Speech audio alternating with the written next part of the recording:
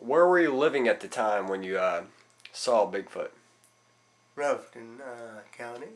That's in North Carolina. So would you tell us a story of how you came in contact with this mythological creature? Whatever. Back I lived in Ellenboro, North Carolina. Back in the time, it's 22 years ago. I had an old outhouse, so I decided to go out to the back area and use the rest of the bathroom. And as I was out there, I was doing my own business, and I realized I didn't have my toiletry paper with me to do what I needed to do. And I got up out of the outhouse, because I remembered I left my toiletry paper on the outside, because I think it got wet from the night before, so I was putting it outside to dry in the sunlight. As I was reaching around to grab my paper, I grabbed something that was soft. Unlike the paper, the toiletry paper, it was furry. Well, as I was yanking on it to think it was my paper, I received another hand and came around and proceeded and grabbed me on my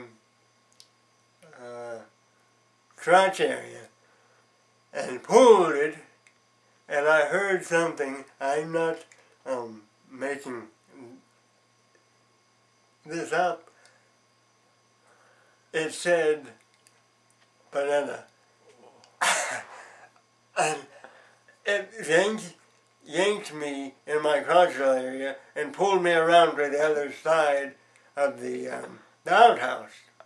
Well, it was dragging me through the woods, one hand on my crotchal region and the other on my leg, and pulled me out to the back of the woods.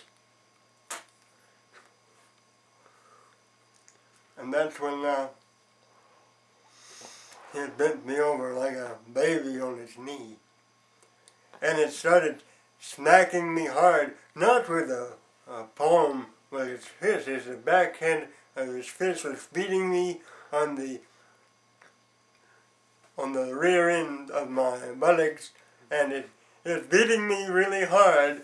And I remember screaming for my wife, and she was gone somewhere with her lady friends, and she wasn't there. And next thing I know, after I guess you call it Bigfoot, he turned me over, and that's when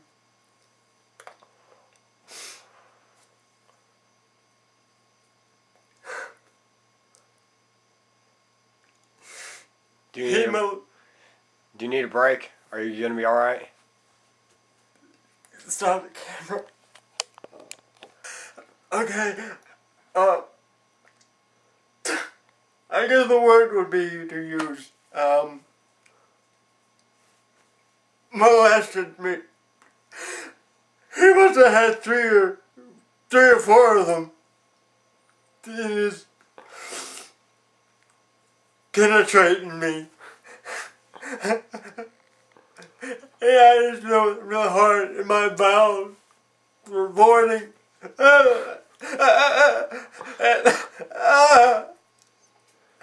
And it's and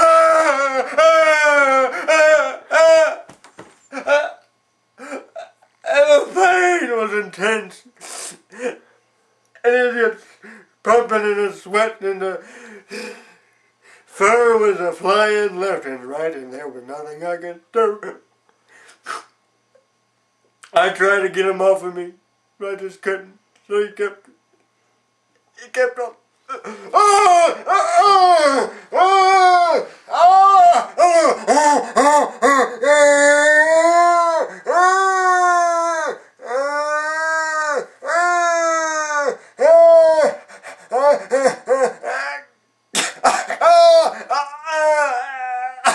Albert!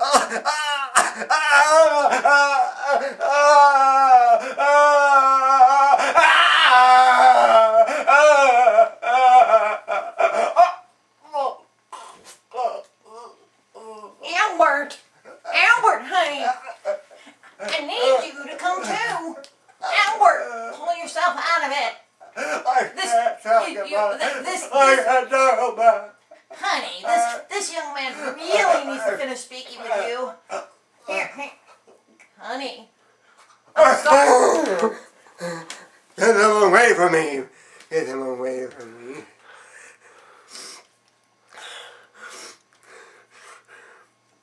I'm sorry.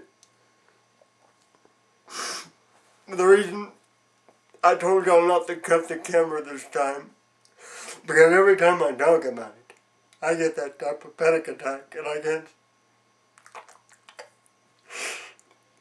the only way I can say to compare it to is like not one banana, but a whole amount of bananas. Honey, you're showing the bananas down. That's how bad it was. I kept on hitting the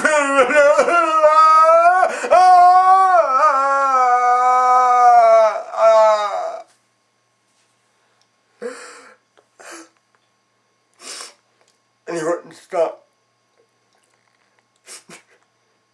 I came to around 3:30, I think it was. I'll never forget that day. My wife came home and found me on the wood forest. She was out there fixing her flowers next to the woods, and found me on the ground. I can't stand to recall that day. I was torn from waist down. My pants and undergarments were flush toward the side. You just can't imagine what kind of pain and horror I went through that day. But I just wanted to say, if anybody else is out there like this, don't be afraid to come forward. Don't be afraid. Because he's out there somewhere and he'll do the same thing he did to me.